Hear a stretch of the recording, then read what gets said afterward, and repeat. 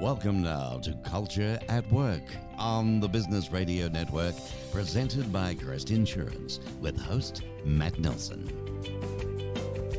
Well, welcome everyone to today's episode of Culture at Work in Tucson, proudly presented by Crest Insurance Group, where we learn from and celebrate the leaders, businesses, and nonprofit organizations who have stood the test of Tucson time. And in the case of today's show, actually, this will be a group that is looking to expand into standing the test of Tucson time. So I'm your host, Matt Nelson of Crest Insurance, and I'm joined here at Tucson Business RadioX Studios virtually today by Drew Kallestad and Ken Sloan of Agility Innovation Partners this month to talk about innovation, a culture of innovation, and how it relates to their workplace culture and really the culture of the growing culture of the healthcare industry. So thank you so much, Drew and Ken, for joining us. It's truly a pleasure to have you on the show. I'm looking forward to a great discussion about innovation and about the healthcare system. Well, it's great to be here, Matt. Thank you. And thanks for having us on today. Of course, my pleasure. Well, so I was thinking about a way to kind of lead in to the big question that we're trying to answer around innovation in the healthcare space. And being a car guy, what came to mind for me, if I describe our healthcare system in the United States right now, is the example of a bright, shiny red Ferrari with a broken transmission. And what I mean by that is that, we have this absolutely massive amount of horsepower wrapped up in a very expensive package. And when it works, it delivers some of the most amazing healthcare in the world. If you've got a rare disease, if you've got, an orphan condition, there are very few places in the world that you want to get treated rather than the United States. But when it doesn't work, what you have is an expensive, flashy paperweight that can't get you down the block. And so the thought is that perhaps what we need is to replace it with something that's a little less exotic, maybe a little bit more accessible, and a little bit more reliable. And so again, being a car guy, it sounds like basically we need to trade our Ferrari in for a nice shiny red Corvette Z06. So from the decades you have both spent in the various segments of our industry, what do you think about that analogy and how our system is or has broken over the years? And maybe Drew, you can kick us off from the broker side. I know you've dealt with it on the kind of direct primary care side, and we'll talk a little bit more about what that means later on in the show. But can you share some of your perspective, and then Ken, you can come in over the top. Certainly. So, boy, I really like your analogy, Matt, with the Ferrari. Ferraris cost a lot of money, and so does healthcare in the United States. And I've been 30 years in healthcare, and I've watched this system really kind of lose its way. And from a transparency perspective and from cost, the way that I see it, cost, value, and price, there's no relationship. And it's hard for people to understand that. And here we buy insurance through employers and individually, et cetera, in this system. And even having it doesn't mean we're out of the woods yet. So your analogy about having a car that when the chips are on the table and I need a big surgery or what have you, and it's life or death, this is where I want my care rendered, is in the United States. But boy, the cost piece is tricky. So can we get there with a simpler model? A Corvette's not a Ferrari, but it's a pretty fancy car. So can we get there simpler, smarter, and for less? And the answer to that is yes. And I look forward to today sharing about some of the exciting innovation that's scrambling to get into healthcare to do just that, to solve the problems we all face today in price, cost, and value, and move it over to a less expensive, simpler model that actually does more. Ken, how about you? What do you think? I know, again, you've spent a lot of time on the, really the financial side of healthcare, and kind of working through the various delivery models on the payer side, on the insurance company side. What's your thought about the analogy and about the system as a whole? Yeah, no, I think, Matt, I think about the car insurance analogy, car insurance. And if you ran a car insurance company, wouldn't you want to use technology to monitor how your insureds drove? Wouldn't you know when they used the car? And wouldn't you want to know if people used it later at night, they're more prone to have an accident, right? So, and wouldn't you want to know what choices we make as drivers that impact claims? All of those things are actually today happening in car insurance to ensure that Ferrari. So technology and innovation is actually pervasive around the world, and it's starting to seek its way into the insurance space. And the insurance companies in various realms, from health to auto to life, are actually desperately trying to change the way that they relate to their customers and use technology and innovation to create a different experience. As Drew had said, it can lead to better costs and better outcomes, but you're thinking about the car analogy. It actually may not be we're driving the wrong car, but we may not have the right technology in the insurance to insure the car. It's a little different angle on the same topic. That makes sense. Well, and so now that we've got kind of the big idea that carries us for the next 60 minutes or so, let's talk a little bit about both you and Drew and agility and how your organization came to be. So, Drew, I know you and Ken co-founded Agility. You're the chief strategy officer. Ken is the chief growth officer, and you founded it in 2018. And so both of you had decades of experience in the healthcare industry, from the consulting side to the risk management side to the delivery side. Obviously, heavily involved on both of your accounts on the financing of healthcare and the engagement of members in a complicated system. And so can you share a little bit about what led you to both make your pivots from each of your respective spots in the industry into Agility, where really now your focus, and correct me if I'm wrong, but your focus is almost exclusively on finding people and companies who see problems within our healthcare system. So they get the big idea and they're working on solutions, and what they're encountering, which is a common story, at least in my experience, when anybody tries to enact systemic change in our system, they're encountering the sheer weight of what it takes to try and affect change in such a large, complicated system. It's not so much steering the ship, it's literally trying to redirect the ocean underneath it. And so maybe again, Drew, maybe you can kind of lead off with your background, how you came to where you're at now, and then Ken, if you don't mind joining in and kind of sharing the same thing and why you guys decided to launch Agility and what your mission is. Great question, Matt. And so again, following a 30-year career in healthcare, most of it broker and consulting with employers, taking existing solutions that, moving deck chairs on the Titanic and putting some strategy to it and communication and engagement and making results marginally better. I just realized that it was a finite game, and I really was looking for the infinite game. And I needed to tap out personally after 30 years doing that. I needed fresh air. And I was the first one to step out of the boat, I think, between Ken and I.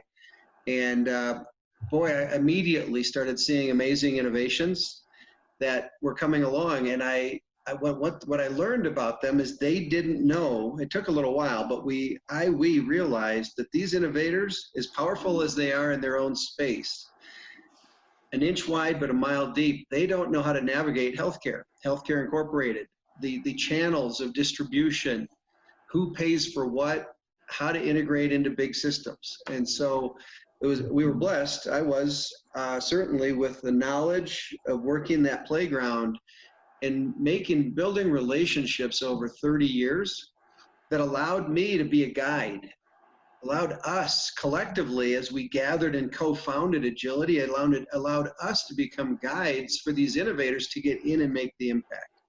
So how did Agility come about? Well, there was a problem that needed fixing. There's a lot of solutions that didn't know how to find their way.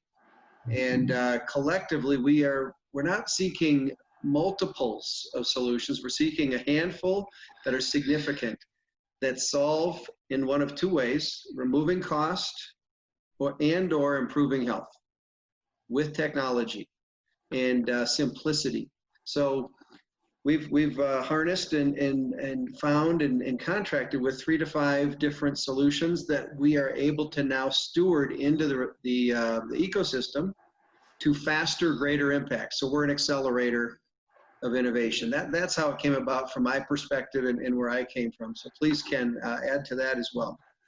I spent the last, as Drew spent 30 years working directly with employers and navigating the waters of healthcare and benefits for them as they tried to, attract and retain employees, manage their budgets, decide how they should invest in, new widgets or new manufacturing technology versus pay for the cost of care. Those are the decisions that he was helping his clients navigate.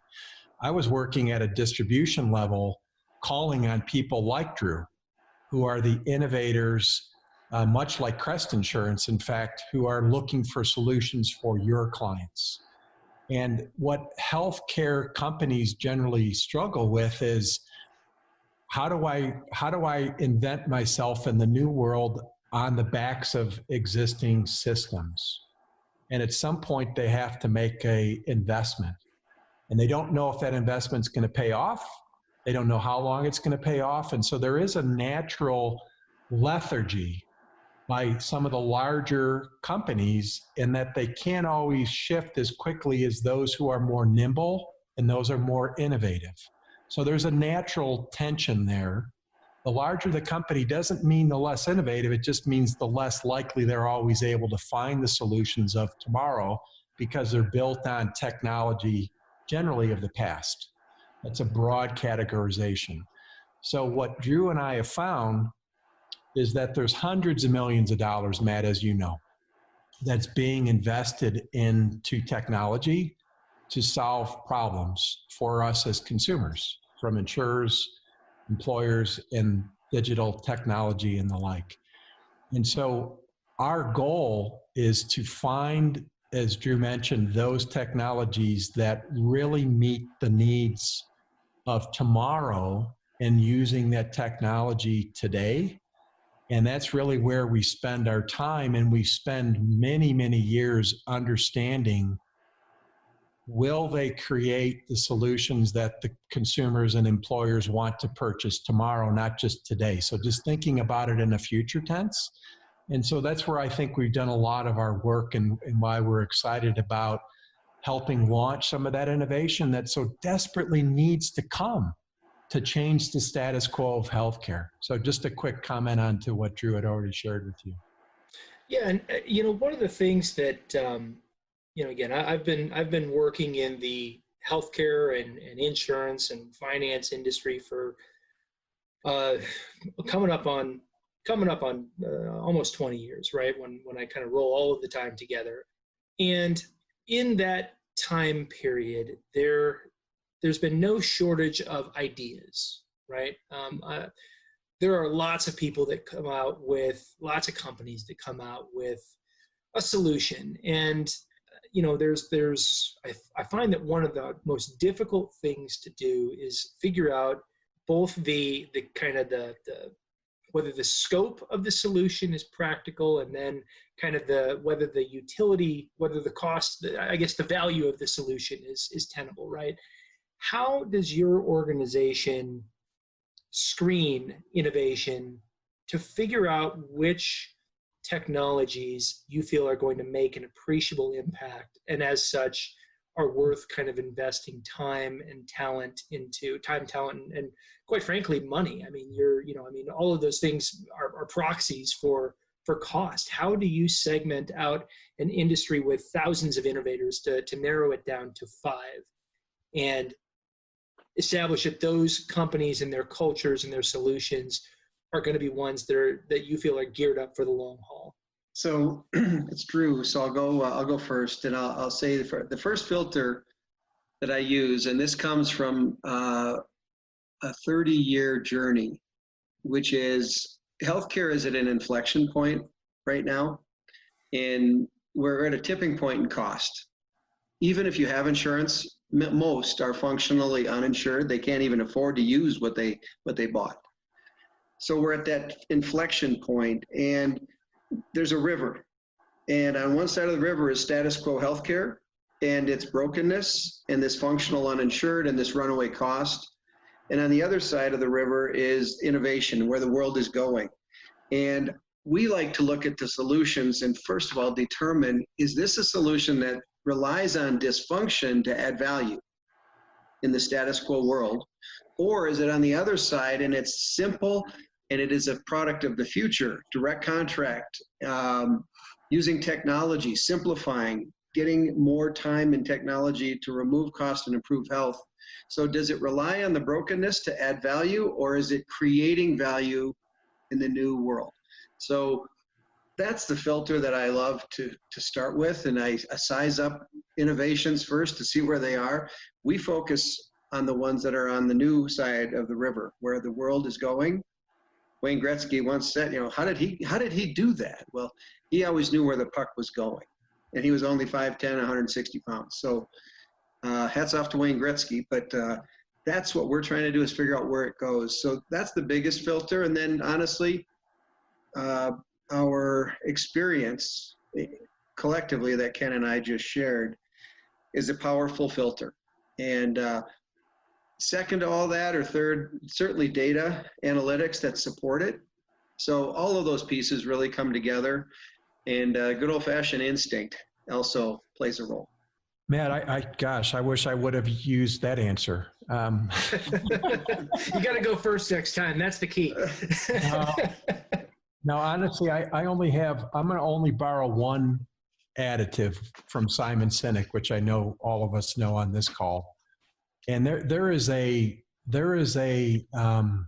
fundamental belief in some of these entrepreneurs that they're driven to make a difference, and their why, frankly, is inspirational. And assuming they meet the box of the adequate financials, to Drew's point, they're solving solutions on the green grass on the other side of the river, and they're not feeding on the dysfunction of the existing space. We are attracted to entrepreneurs that have frankly, the longevity to see the natural challenges that they will inevitably face. Launching to your point, it's not for lack of good ideas sometimes. It's also for that internal motivation and that drive and their why. So Agility helps, not to be altruistic, but we help a lot of the entrepreneurs and the inventors achieve their dreams through the acceleration of those products that are needed in the market. And our additional lens that we look through is just understanding their why and their vision and their mission. And that's also a key component to how we vet such organizations. Well said. So as we look at, and I think this question will probably give us a good segue into one of your signature initiatives, which is your partnership with Nice Healthcare. But so two-part question. Because Drew, you said a term that we've talked previously. You mentioned a term that I love, which is functionally uninsured. And so what you've described with those two words is a phenomenon where somebody is participating in the healthcare space with insurance coverage, which, if 2010, if we were to take the lesson from 2010, it was that insurance or risk transfer and the healthcare system were going to be joined at the hip. There was no differentiation between the financial and risk transfer side of the healthcare system and the delivery side of the healthcare system. And I actually don't believe that's a correct structure. I think that the two have really wildly differing goals. But what does functionally uninsured mean to you? Because to me, that sounds like an access question. That sounds like a question of, because the cost of my insurance and the cost of healthcare has grown so substantially, not only is it that the insurance I have doesn't provide me any real financial utility, but more importantly, what it sounds like is that phenomenon is denying me access into the healthcare system, which brings with it its own financial consequences, which are that I defer care. And as such, I become more expensive when I have to interact with the healthcare system. So is that a fair characterization? Am I missing anything? And how do the solutions that your organization is vetting and helping to promote, how do those solve that issue? Well, so I think first of all, it's fair to say that yeah, you get this insurance, but you can't afford to use it. And I want to frame this with, there's a problem, there's an enemy, if you will, and it's complexity. It's complexity and a lack of transparency in our healthcare system. And I'll start with this analogy, this little story. When my daughter was born in 1997. I launched one of my brokerage businesses in 1995, just before that. And I sold a product with then Prudential Healthcare. It was a brand new group product and it was awesome. $67 single rate and a $210 family rate. And I sold it off of an index card. It was pre-printed. And my daughter, who was born in 97, came and it was she was a $10 baby. And so as a broker, when I showed people these are the plans, and this is the one where you get $10 babies. Look at today. So how in the world could we go from then? If you would have asked me then that we would be talking about $500 and $600 and $700 single rates and $2,000 to $2,500 family rates before we even use the insurance. And then there's $6,000 deductibles and out of pocket. So the system has lost its way with 30 years of compound inflation. And so we've learned that what we have is it's insurance for the worst. So 10% of the people drive 90% of the cost, not because they're bad people, but because the system is built around financing sickness, and that's where they make their money. The system does. So there's just some major fundamental flaws that having insurance, especially if you're on the exchange or individual insurance, and you spend $30,000 for insurance and you got another 15 exposure, that's $45,000 after tax if you're an entrepreneur a year. So that's the problem. And so we're inspired with a why to solve for that. And it's exciting when we'll talk here in a few minutes how much value can be put into a small package when you've done it right with two new words, ethical margin. And I'll leave it at that and punt over to my friend Ken. Yeah, Matt, I think if we were to start all over, and it's hard to imagine sometimes because of what we know today, but it's, as you well know, it's almost 20% of GDP. Going to your car analogy, it's the equivalent of, I don't know, $40 a gallon of gas for whatever car you're driving. It's reached an epidemic proportion. If we were to start all over, and many would argue we would start with preventative care, and we would start investing in things that we know are foundational to the health and wellness of families today. And I almost feel like there does need to be an entire rethinking of healthcare from the ground up. And so that's my additive comment to that question. Well, so I think that brings us to, the question I had kind of percolating as I'm leading up to this, and maybe we can use it for color as we talk about what nice healthcare does. So one of the things that has always amazed me throughout my career is, when I look at the delivery of healthcare, and I'm fortunate to have, a brother who is a practitioner, and so he's heavily involved. He gives me lots of insight from the provider side. It makes for some very interesting Thanksgiving conversations, as I am on the evil empire side on the insurance industry. And then my sister is, she was a trauma nurse, and so now she actually works in kind of establishing clinical best practices for hospitals. And so we've got in my family, we've got a lot of healthcare experience. And one of the things that I've just marveled at is I look at the amount of technological innovation that has occurred in the delivery of healthcare. And it is mind-blowing how sophisticated our healthcare providers can be. The things that used to be death sentences as little as, we're talking, this isn't even a generation of change. This is a change that's measured in terms of maybe a decade.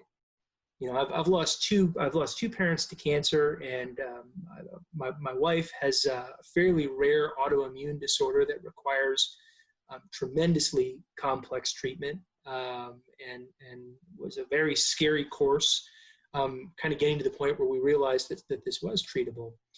And so when you see that amazing level of innovation and sophistication, when all of the smart people in the room are working together on something. And then I look at how many smart people I know on the finance side, on the risk transfer side. And yet this side of the business just seems to have really struggled with the idea of technological innovation. And I'm not sure if it's kind of like a Tower of Babel problem where nobody's speaking the same language, if it's a kind of an inertia problem, like you had mentioned earlier, Drew, where it's just, we've got decades of systems and legacy arrangements that have just been fully resistant to change. And candidly, I think there's probably a little profit motive built in there that leads to some of that resistance to change.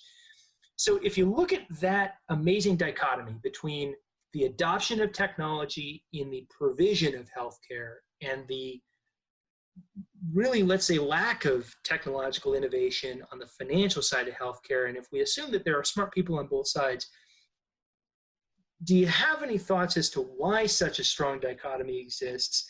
And then maybe we can use that as a segue to talk about how nice healthcare is really deploying technology, and by making the innovations on the delivery side with the finances in mind, how they've been able to pack so much benefit into, as we'll get into more specifically, such a low cost and provide such a high value input into the system. Ken, you want to fire away first? Yeah, no, I just, Matt, I think that's such an interesting juxtapose.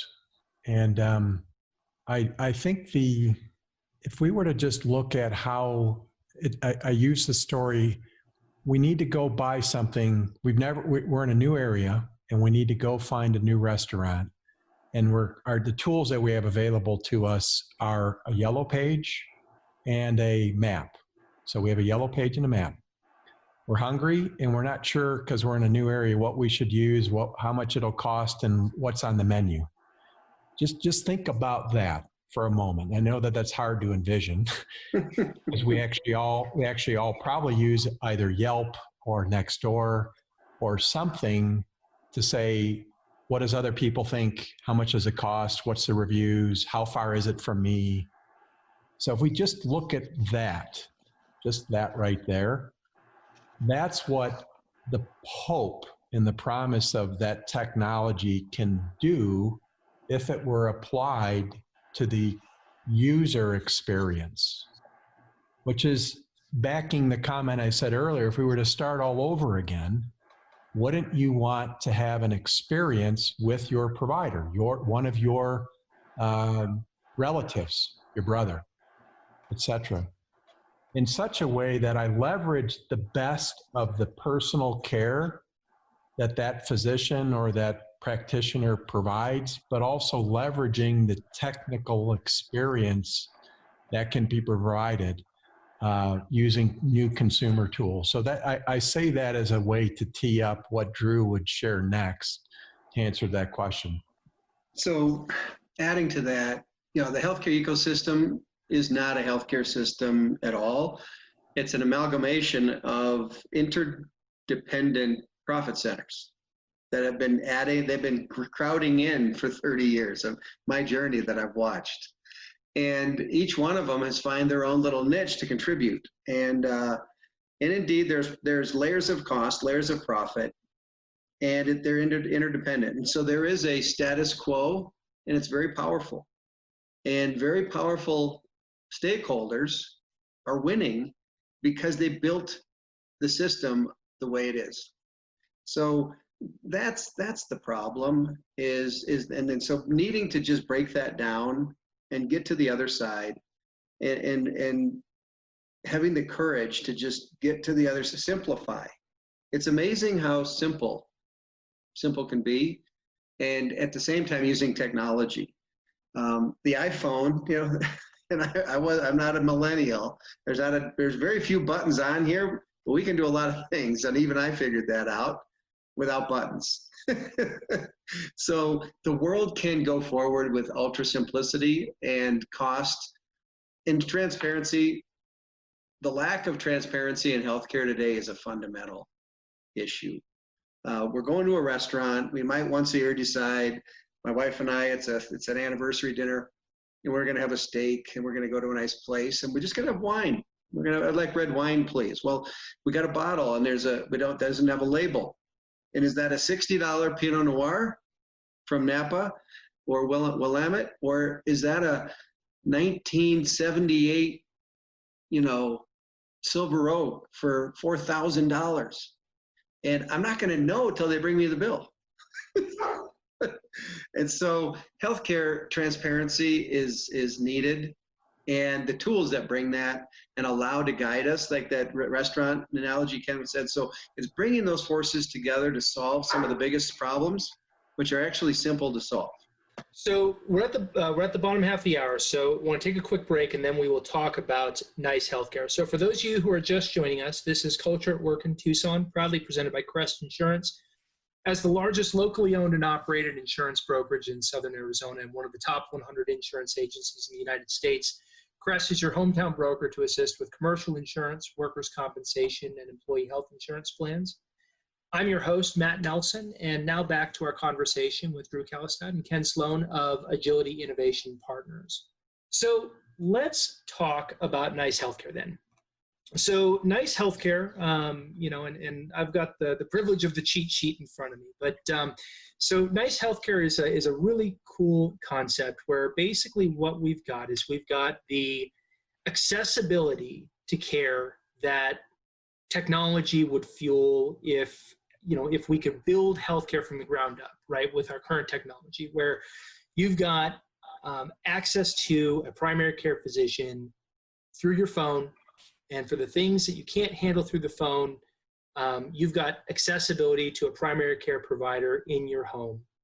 And this is all powered by the technology and the systems that exist completely independent of the healthcare system as we would think about it through the lens of insurance, right? But that's not really just it, because it's, there's telemedicine has been out for a long time.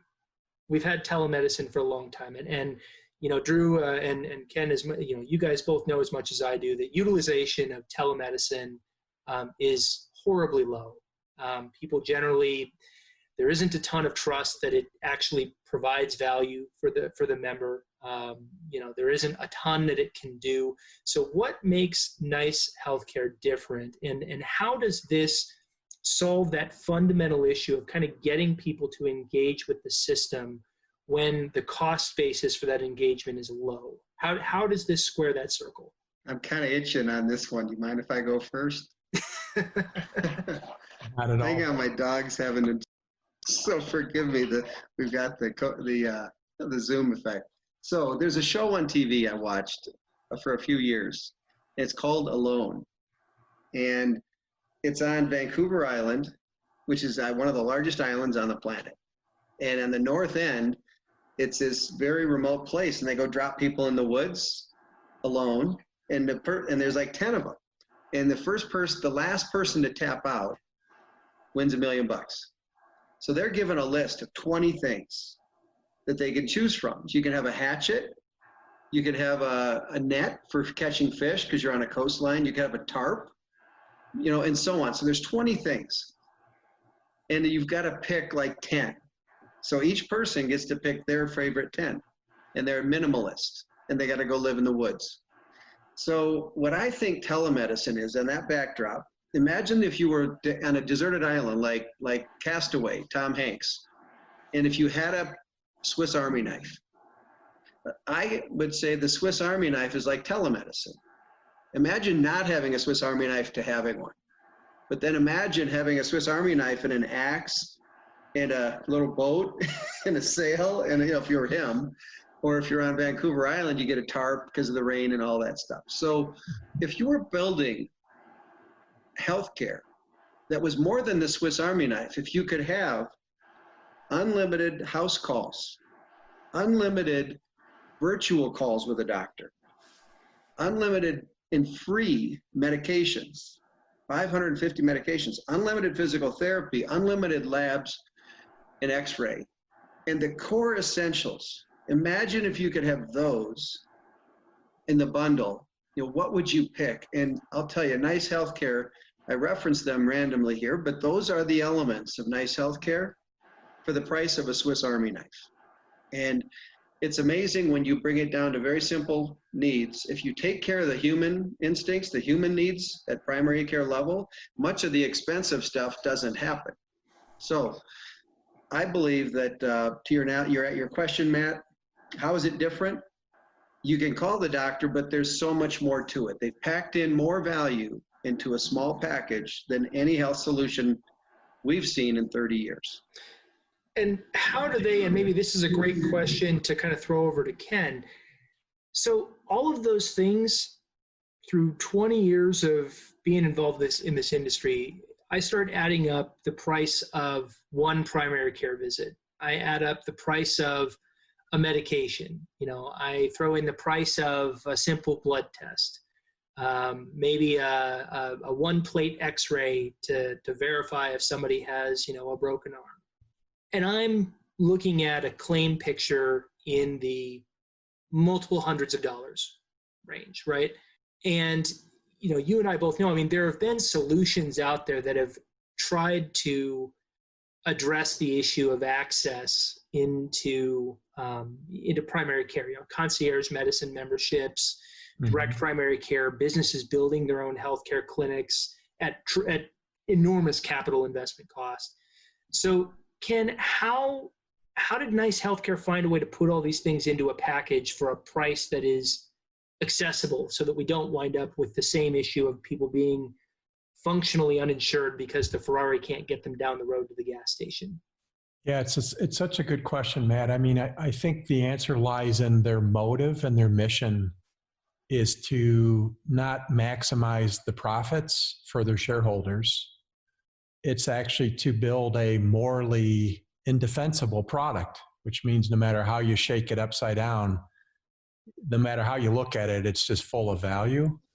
And I think that's one, is just what motivates them from a company. The second is as they grow their membership, and they've grown, I believe, 30 to 40% year over year. And probably into this next year, they should even double in size with a recent expansion of capital.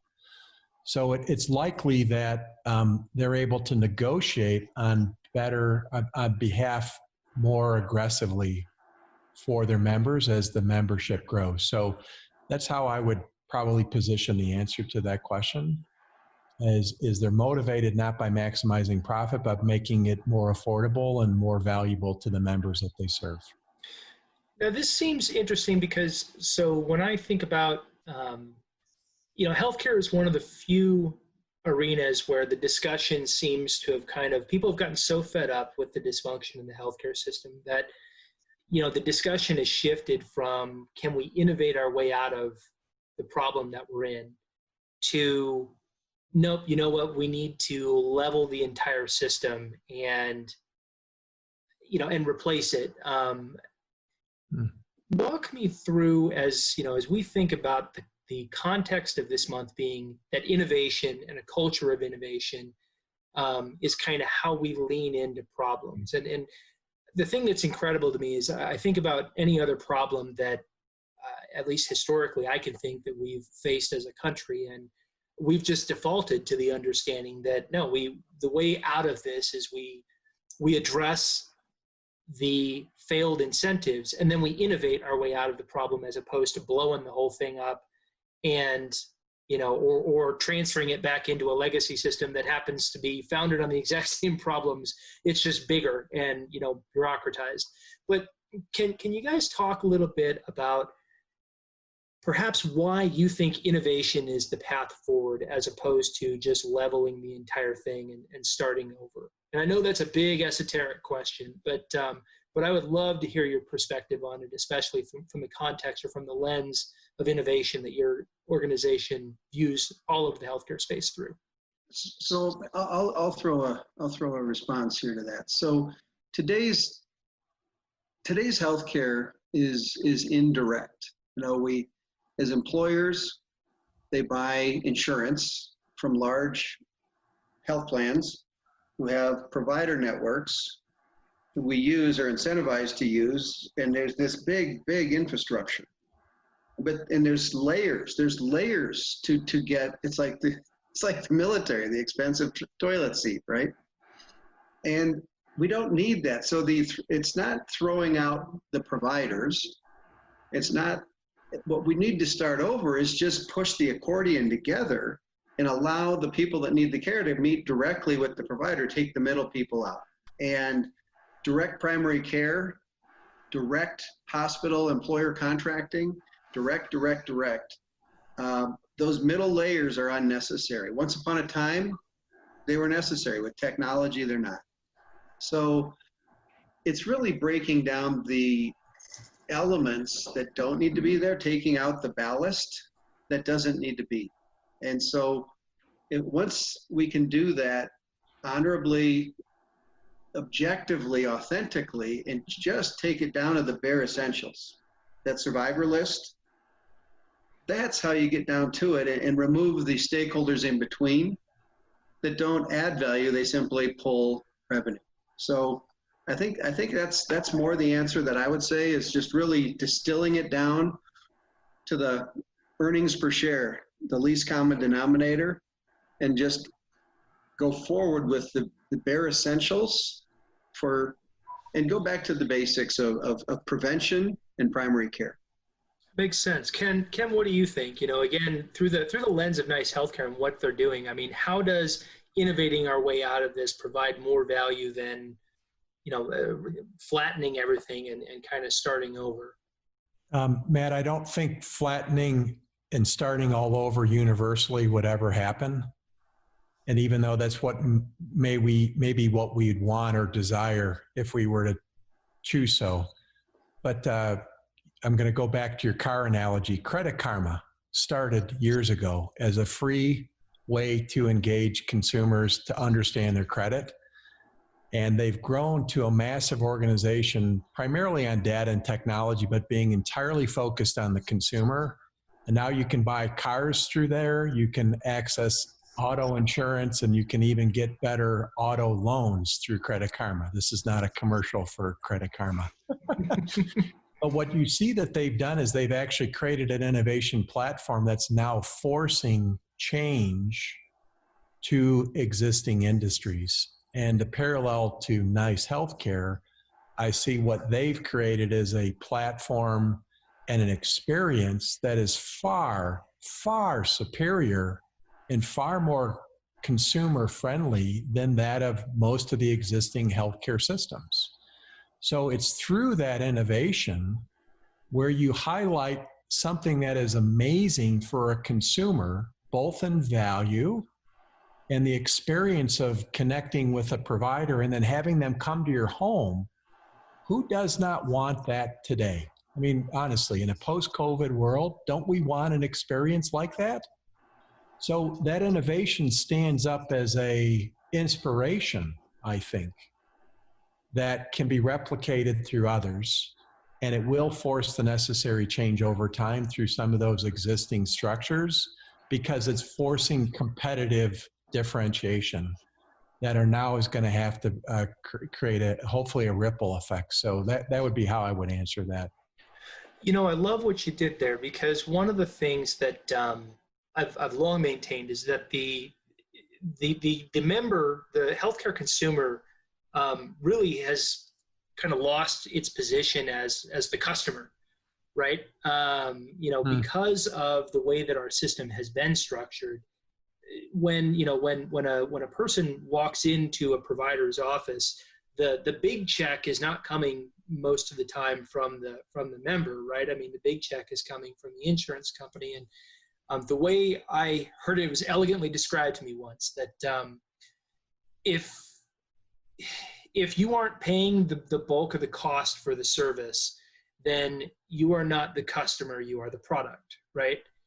And one of the things that has kind of amazed me about, the time that I've spent in the healthcare field is that, really the system is designed such that the member going through the healthcare system and interacting with it, is the role that they've been kind of reduced to is they're the widget that's being pushed through on a conveyor belt, right? And they're being acted upon. Yeah. And as more and more people have started to realize that, of course, predictably, the frustration with the system has risen, right? And that's happened in different ways, perhaps over the last 30 years or so. But the frustration has been the same, which is people are feeling like they lack the connection to probably the most personal thing you can have in interacting with the system, which is your health. So this technology, walk me through a member's experience with this technology, and perhaps how this changes that dynamic to where the member is again the customer, and the provider and the member are having a relationship between the two of them that's satisfactory, as opposed to one where they're simply throughput for a provider's office. And I'll throw that one up as an open one. I see Drew smiling, and I know he loves these types of questions. So maybe he's punting it over to me. Wow. Oh, there we go. Okay. There we go. Well, let me take the ball and run with that, Matt. I mean, the advent of consumerism in every other market is such a powerful force. And I think that you're hitting on a point that's near and dear to my heart, which is consumerism in healthcare is on the rise. And consumers will have a heavier demand, which will fuel innovation. To the point about nice healthcare, it's forward thinking in its technology because it's built on its own chassis all around the member experience. So there's a company that's been with Nice Healthcare that has 100 employees. They had 8,000 chats between their employees and the provider at Nice Healthcare over a 3-year period. 8,000 interactions. I dare ask the question, how many of us on the call have had one interaction with our provider in the last month, let alone 8 months? And that is not directed at providers. It's directed at technology. So with video chat, with smartphones, creating an experience that is in the moment when I need it, I have access to someone who can help me, is amazing. So that's the first leg of it. And the second is they've created almost a back to the future. When we grew up, healthcare, you had a 30 to 40 minute visit with your provider. Most people have a 5 to 10 minute experience with their provider, not because the provider doesn't want to spend time with their patient, but they've got hundreds or thousands of other people they need to see in a period of time, and they've got so much paperwork to do to manage that client experience. So if you think about what NICE has created, is they've leveraged technology to the teeth, but then they've created this personal relationship between the caregiver and the member and their entire family. And Matt, we know, and you know this especially with your work in that market in Arizona, the rise of mental health disorders is unparalleled. And primary care and a relationship with a caregiver is fundamental. And so I'm passionate about this because I see that this is a way to re-engage the consumer and have a better experience, and that will lead to better care, and it'll also lead to lower costs. So a little bit about how they've created their model and the experience inside of NICE. Drew, over to you to add any comment about other prescriptions and other such services that they do. Sure. So for those on the call today, we've talked a lot about it, and maybe you've gone to their website to learn. But what NICE Healthcare is it's direct primary care. It's a mobile clinic. So it's a doctor's office without the brick and mortar, and with technology, and it's mobile and it comes to you. So when you only need technology, that's how you connect with them. When they want to see you, when you want to see them, they're at your door in 1 to 4 hours. House calls for free, unlimited for your entire family. So unlimited house calls, unlimited virtual care technology, unlimited prescription use, 550, 60% of all prescriptions in play today for America, 60% of them, not the most expensive, but the most important, are free. X-ray, lab, 80 lab uses, free. Virtual live physical therapy. 30% of all primary care visits involve a musculoskeletal complaint. War wounds, sporting wounds, sleep injuries, for those of us that have had a few more birthdays. And you need just physical therapy to work something out. All of that is included for $36 for a family for a month. You can probably make, go ahead, Matt. So I was going to say, so essentially, if I think about this, then, because technology and because we're still as a system using the yellow pages and our paper map to navigate this system, all of those costs, where do they go right now? Since they're not accessible and easy for the member, where do they wind up? And what does that mean in the system? Each of those costs, because we have what's predominantly today called a fee-for-service system. So if you go get a physical and I go get a physical from the same doctor, and he does 5 tests on you and 30 on me, he makes more money on me. So the system is fouled because more is better unfortunately for the system. All right, so the dollars, when you go to see a physical, it's, an adult male, mid-50s physical is $700-800. When you got the doctor, when you've got the pharmacy, you got the labs, all of the pieces. All those pieces come up to $700 or $800. And they don't need to, but the fee for service. So that goes against a health plan, and we generally don't see those costs until 6 weeks later when an EOB shows up. So big picture, those costs they're not right. Complete blood count, $3, CBC test. And the fee-for-service world bumps that up to $250. $3 becomes $250. At NICE Healthcare, $3 goes to $0. An EKG, I've seen them as high as several $1,000s. They're free. So I could go on, but the fee-for-service system, it feeds. It will take every dollar. It will take every dollar we give it. And the truth is, so many of these services could just be bundled up in a core package like this. And NICE Healthcare has done it. They've cracked the code on a core fundamental foundational primary care program that is healthcare, not insurance. It is healthcare, not insurance. I'm excited to. I mean, the topic for this month being innovation, and the fact that the need for innovation in our healthcare system is so high. I'm excited, first off, to hear about what NICE is doing. And I'm excited to hear that there are organizations like yours, like Agility, that are actively seeking these types of solutions and vetting them to find out which are worthy of investment, which solve real problems, and that we should as a system be looking to adopt. So I guess if people want to learn more about this solution, and this is where I'll drop a small Crest plug. I generally avoid big Crest plugs, but one of the things that Crest has done is, and I'm tremendously proud to say it, is we have really tried to lean in to technology and finding partners who are trying to do things the right way. As a company, that's kind of our motto: is if we do well, we will do good, and we carry that forward into the community. So, I just, if people want to learn more about Nice Healthcare, where can they do that? And then we'll go ahead and we will wrap our show up for today. So you can share a little bit about where they can find more about Nice Healthcare, and perhaps even some of the other solutions and innovations that your firm is looking at in the healthcare space. Either or, Ken, you want to take that one?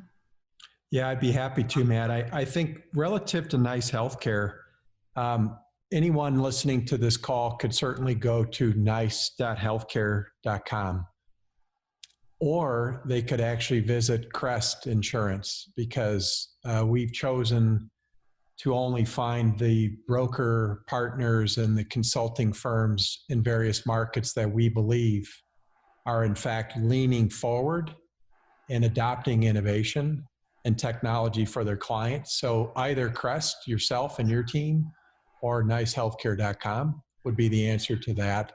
Our website is www.agilityinnovationpartners.com for more to learn more about types of innovation that we see and that we're vetting in this year and next year.